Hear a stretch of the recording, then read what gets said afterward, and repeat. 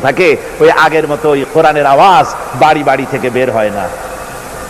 আমার বন্ধুগণ, কোরআনে কারীমের তেলাওয়াত আগের মতোই আবার যদি চালু করি, কোরআন বুঝতে পারি, কোরআন যদি জীবনের উপরে ধরে রাখতে পারি, আল্লাহর নিয়ামত আমরা লাভ করতে পারবো। এবার আমি তাফসীরের দিকে যাচ্ছি। যাওয়ার আগে শেষ একটি হাদিস আপনাদের শোনাই। আল্লাহর নবী বলেছেন, ইন্নাল্লাযী লাইসা ফি জাওফিহি শাইউম মিনাল কুরআনি কাল বাইতিল খারিব। আল্লাহর নবী বলেন, যে দেহের ভিতরে কোরআন নাই, ওই দেহটা হচ্ছে একটা সারা বাড়ির মতো। এটাকে সারা ভিটা বলে। তো এখন যেই বাড়িতে মানুষ থাকে না, ওইটা হচ্ছে সারা ভিটা।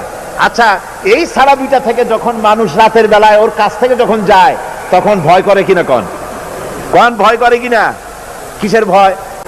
ওর মধ্যে হয় জিন আছে, না হয় শয়তান, না হয় সাপ, না হয় পাতিশিয়াল, না হয় বেজি, না হয় তেলাপোকা, এইসব হাবিজাবি ওই ঘরের মধ্যে। এই জন্য মানুষেরা বয়সী হোক আর ছোট বয়সী হোক, পুরো বাড়ি ওই সারাবিটার সামনে দিয়ে যাওয়ার সময় মানুষ একেবারে দৌড় দেয়, নাক চোখ বন্ধ করে বা দ্রুত পায়ে হাঁটে, যে এইখানে শয়তান আছে, ভূত আছে।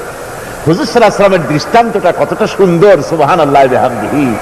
মানুষ বাস না করলে যেমন ঘরের ভিতরে শয়তান থাকে, ওই শিয়াল থাকে, কুকুর থাকে, ইঁদুর থাকে, বান্দর থাকে, সাপ থাকে, অনুরূপ ভাবে যে দেহের ভিতরে কোরআন নাই, সে দেহটা ওই রকম একটা পরিত্যক্ত বাড়ির মতো।